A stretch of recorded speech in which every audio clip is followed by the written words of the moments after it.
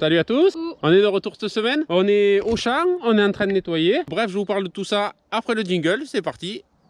Jingle. Jingle.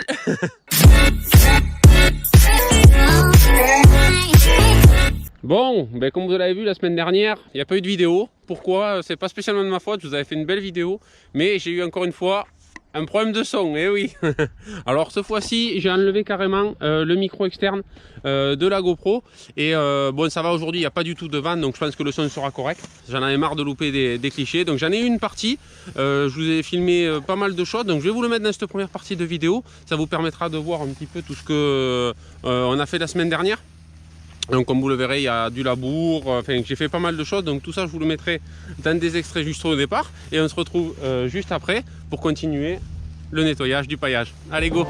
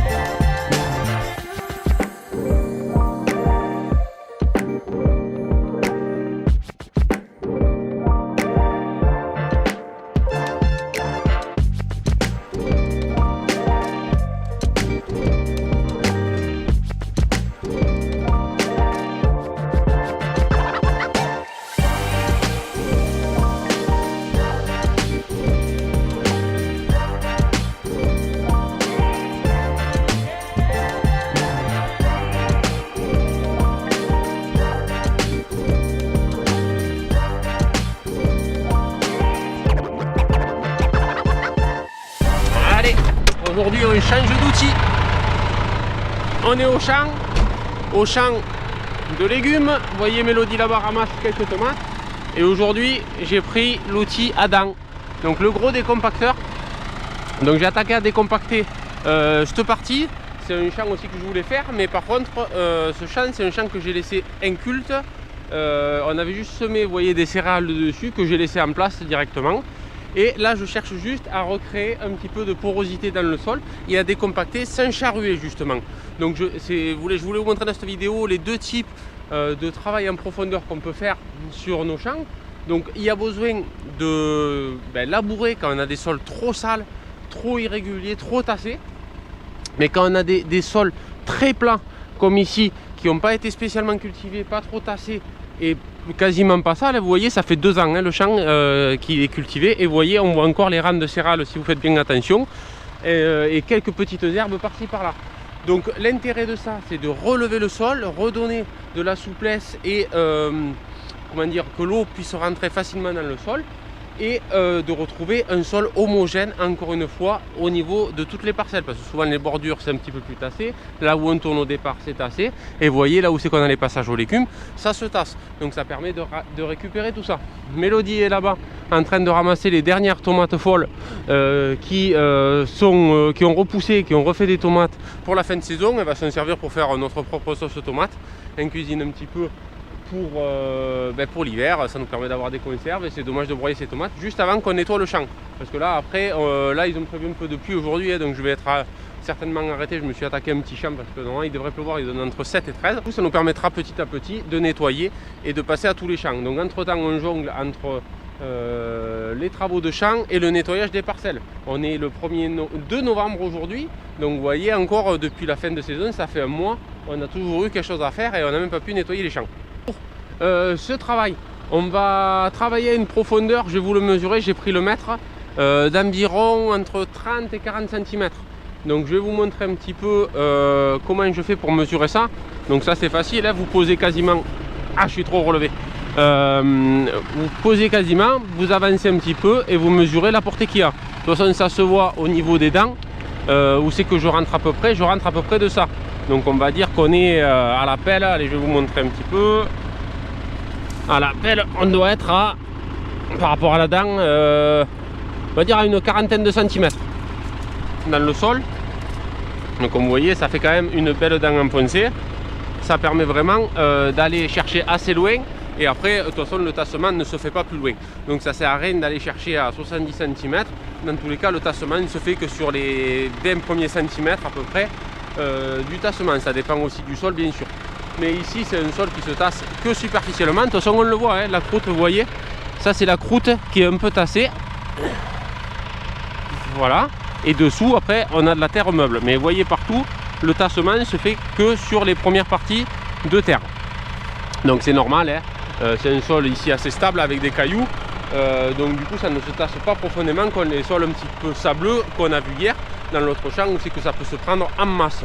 Ici, c'est des terres. Après, là, on a récupéré une terre très souple. Hein, vous voyez, quand on marche, ça fait une terre très souple. C'est juste qu'il faut faire péter tout le dessus pour tout égaliser. Voilà. Je repars, je vous fais quelques images. On fera le tour du champ un petit peu et j'avance à mesure. Allez!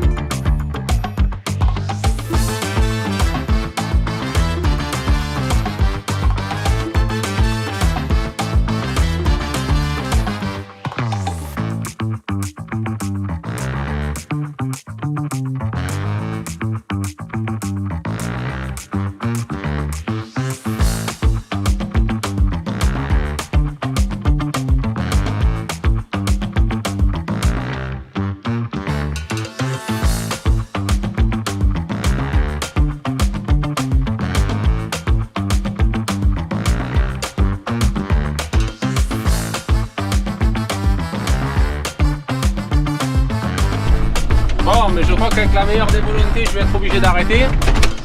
Hop, il pleut, les roues commencent à se prendre. Le rouleau aussi, et celui-là, c'est un rouleau, les décrotteurs sont un peu pourris. Et du coup, ça va bloquer. Donc, on va s'arrêter là. Moi aussi, c'est dommage, il me reste qu'une petite partie du champ. J'ai fait tout ça.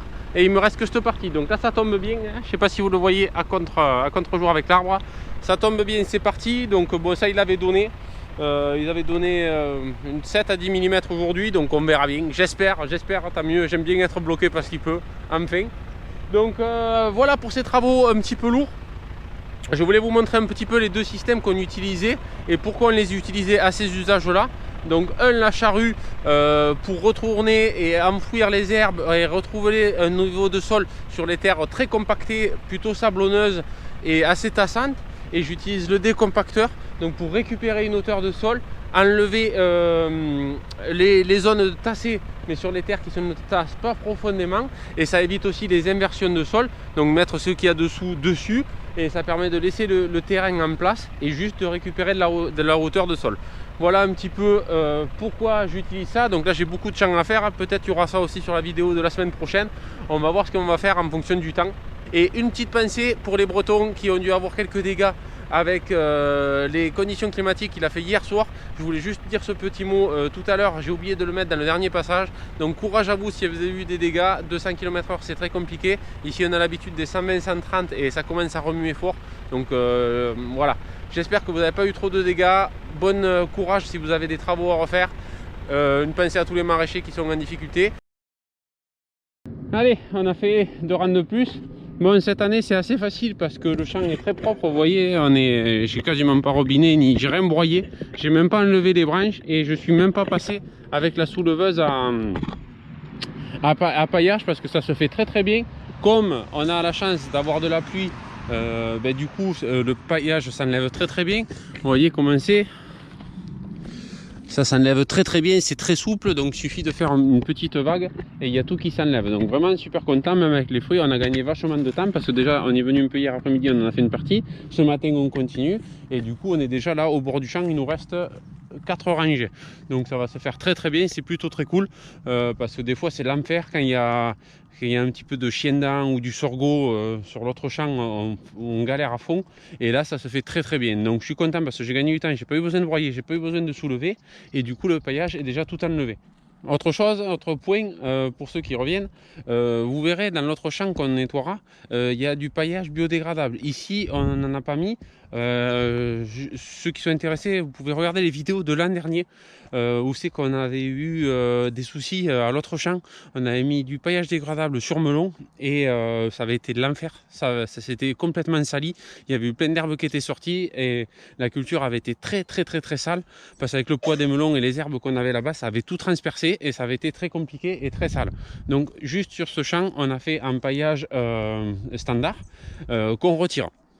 Alors que sur l'autre parcelle là-bas, il y a pas mal de paillage biodégradable qu'on n'aura pas besoin d'enlever.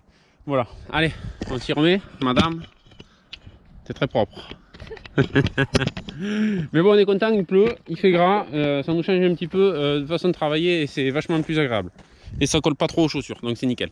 Quelques longues minutes plus tard, on a terminé le champ. Donc on a enlevé ce matin, hier on avait fait 4 là-bas. Ce matin on en a fait 8. Donc au final on a enlevé toute la rangée. Donc il y a un hectare, il y avait 1 hectare de melon. Donc ça a 12 fois 200. Ça fait 2 km 400 à peu près de paillage enlevé. Au bout d'un moment là ça y est, ça fait un peu élastique. Donc du coup ça fait un peu mal au bras. Mais quand même ça c'est super bien fait. Des fois il nous faut autant de temps que pour faire un rang ou deux quand ça se fait mal. Donc vraiment là c'est top. On s'y est mis hier dans l'après-midi. Et on a fini ce matin dans la matinée, donc vraiment impeccable. Les conditions étaient parfaites, c'était pas trop mouillé, pas trop sec, vraiment impeccable. On est pourri. Bon, on est pourri un peu, hein, mais bon, on a connu pire, on a connu pire. Bon, toi t'es toujours très sale de toute façon. Moi jamais fait ça. Ouais, toi t'es toujours très sale. Non, il se roule un peu et tout. Comme la chienne, là, un peu fraise et tout, je me regarde là. Non, bah allez, on rigole, on a fini ça, c'est plutôt cool. Donc il faudra qu'on revienne maintenant pour enrouler tout ça. On viendra avec la bétonnière pour enrouler aussi les gouttes à gouttes. Mais le plus pénible, c'était le champ de melon. Après les autres, ça sera beaucoup plus facile parce que là-bas il y a du gravier, donc ça se prend toujours moins.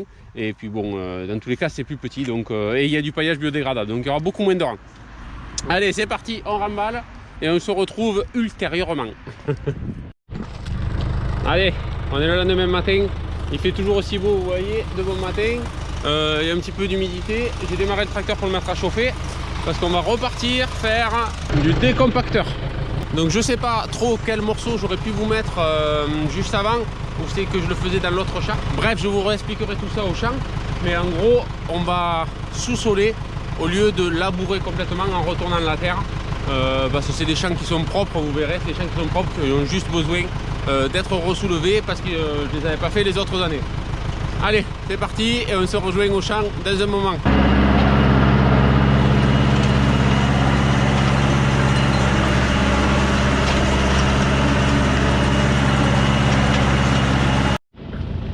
Bon, j'ai fait une bonne partie du champ. Donc là c'est un champ qui est un peu triangulaire, on va dire. J'ai fait les parties les plus longues. Donc comme vous voyez, c'est fait de partout, c'est soulevé. Ici pareil, c'est un champ que j'avais pas travaillé en profondeur depuis 1 an ou 2. Pourquoi? Parce que entre les conditions et que j'avais labouré, je me rappelle plus si je l'avais mis en vidéo, mais j'avais eu un petit souci. Il y a 2 ans, j'avais voulu le faire et ça avait été tellement dur, j'avais cassé un 3e point. Donc je me rappelle plus si je l'avais mis en vidéo, ça remonte du coup au moins à 2 ans. Bref, du coup j'ai pu le relever. Vous voyez, ça relève du frais de dessous. Je sais pas si vous voyez, donc ça se fait, hein, ça se fait bien. S'il y avait eu un petit peu plus d'humidité, ça aurait été encore mieux, parce qu'il y a des zones où c'est que même le rouleau il touche pas. Donc il y a quand même des zones très très dures. Mais c'est pas grave, ça fait du bien, hein. L'outil est quasiment planté à fond, donc ça travaille quand même en profondeur. Et les passages, vous voyez, c'est quand même très resserré, hein. Une dent, une dent, une dent, une dent, une dent. Donc quand même, on arrive à créer de la porosité dans ce sol. Donc c'est plutôt une bonne chose. Ça permet aussi, comparé à la charrue, de bien travailler les bordures au même niveau. Donc on récupère un niveau de sol assez intéressant. Et voilà, c'est assez rapide. Là j'ai dû mettre, je sais plus exactement l'heure que c'est, une grosse heure pour faire ça. Donc ça va, c'est assez rapide. Et au niveau du tracteur, vous voyez, je plante quasiment là. Et là vous voyez aussi sur cette partie, j'ai quand même tout plutôt comme ça, vous voyez, une bonne longueur à l'intérieur. Donc comme c'est un petit peu dur, il faudra qu'un jour je pense à changer les pointes de décompacteur, parce que comme je suis sur une zone plate, ça a du mal à planter et il me faudrait soit les recharger ou acheter des nouvelles pour que ça plante un peu plus et que l'outil arrive à planter. Parce qu'après on se retrouve dessous et ça a du mal à planter en profondeur, donc il me faut le faire tirer un peu vers devant. Bref, un détail, mais faudra y penser à le faire. Peut-être quand j'aurai tout fini, je le ferai cet hiver pour que l'année prochaine ça soit bon. Parce que je vois qu'il a de plus en plus de mal à descendre facilement dans les zones dures, alors que ça normalement ça plonge tout seul. Donc vous voyez, peut-être sur celui-là on le voit mieux. On est trop juste là. Là il en reste un peu de la pointe, mais dans les sols usants ça s'use assez vite et après on se retrouve sur ça et ça plante plus. Donc ça c'est pas des socs réglables, hein. Vous voyez, c'est des socs boulonnés, on peut pas les tourner non plus. Donc ça souvent soit ça se coupe, on recharge, ou alors on achète une pointe entière. C'est pas bien cher. Donc ça faudra que je m'en occupe. Par contre dessous je sais même pas comment. Je ne sais même pas quand il doit y avoir des boulons à l'intérieur protégés. Voilà. Bon allez, je continue, je vous montre un petit peu comment ça plante quand même malgré tout. Et allez, vous voyez le champ à côté de moi étouffé. Bon, on est en travers, vous voyez pas trop les rangs. Mais c'est fait. Bon, ça a été un petit peu long, hein. Bon, ce champ il fait 1 hectare 70, 75. Donc ça a été fait, il m'a fallu, là c'est midi. Donc il m'a fallu à peu près 2h30. 2h30 pour faire quasiment 2 hectares. Donc bon, c'est beaucoup plus rapide que la charrue, hein. La charrue, il faut compter au moins une bonne heure et demie et encore selon les conditions, parce que d'habitude le décompactage ça peut aller plus vite, mais comme c'était assez tassé, il m'a fallu rouler une vitesse en dessous, donc voilà. Donc du coup il m'a fallu faire attention un petit peu à la vitesse d'avancement, mais bon voilà, c'est fait. Allez, on passe à autre chose.